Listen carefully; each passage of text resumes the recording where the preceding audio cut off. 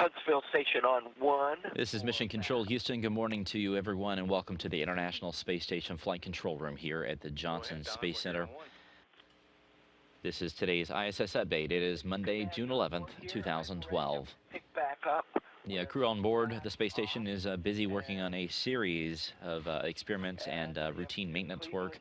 The team down here on Earth is being led today by Flight Director Royce Renfrew. He is standing up there. He is joined by the Capcom today, which is veteran astronaut Sandy Magnus. She herself lived on board the space station complex, also flew the last space shuttle mission, STS-135. Today is her actual final day of training as a Capcom, so we'll be seeing her face and hearing her voice a bit more here inside Mission Control.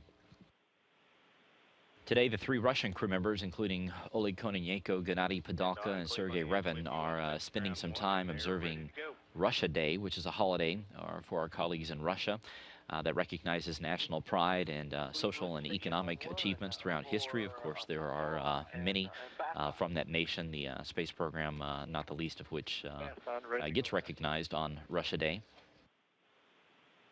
Joe Akaba, one of the flight engineers on board, is performing a quarterly inspection of one of the onboard treadmills. Those treadmills are an important piece of equipment for the crew to use each and every day. Give me a quick brief. It requires some upkeep up there on board, so he is taking care of that today. He is also doing some work on what is called the Combustion Integrated Rack, or the CIR. This rack, including its twin, which is the Fluid Integrated Rack, are large pieces of experiment hardware on board the space station. The Combustion Integrated Rack is used to perform combustion experiments, just like its name sounds, up in space. It's fairly large. It has a 100-liter combustion chamber, which you see the majority of there, and 5 different cameras that the crew and also the ground teams can use to see the different experiments that are inside. I'll just leave it at the maximum of 10. The crew actually helps maintain the racks and the fuel bottles, which are mounted down below, that provide the fuel to burn inside the rack. But the actual experiments themselves are run from the ground, so they're remote controlled. Akaba also spending some time moving cargo out of the automated transfer vehicle that is still docked with the station back there on the Russian segment. That ATV, which is called the Amaldi, came up back in March and docked with the International Space Station. You see this very large spacecraft here with its X-wing solar arrays, which set it apart from other vehicles. It's going to spend the next several months attached to the station. It brought up more than 7 tons of supplies for the crew, so they've been spending the last several weeks and a couple of months unloading it. They will continue this throughout the summer and then pack it full of trash and other items that they don't need anymore.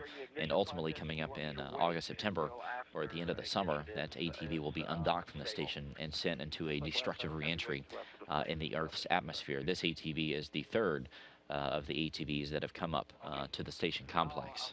Put the ignition in work. Andre Kuipers is working on some routine work inside Kibo on the ventilation system. This is some routine maintenance work that he and the rest of the crew have to do throughout the entire space station complex on the different modules there.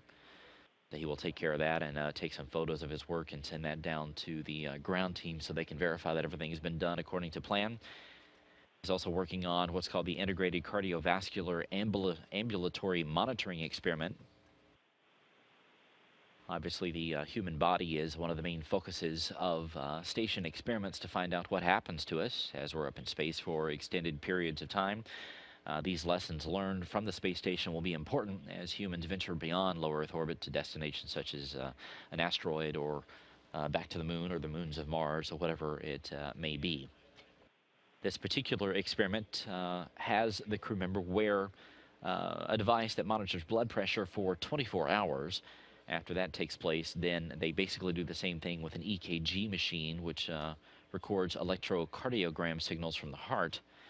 All this is put together to find out exactly what happens to us up there on board the space station. And finally, Don Pettit is working on an experiment called BASS.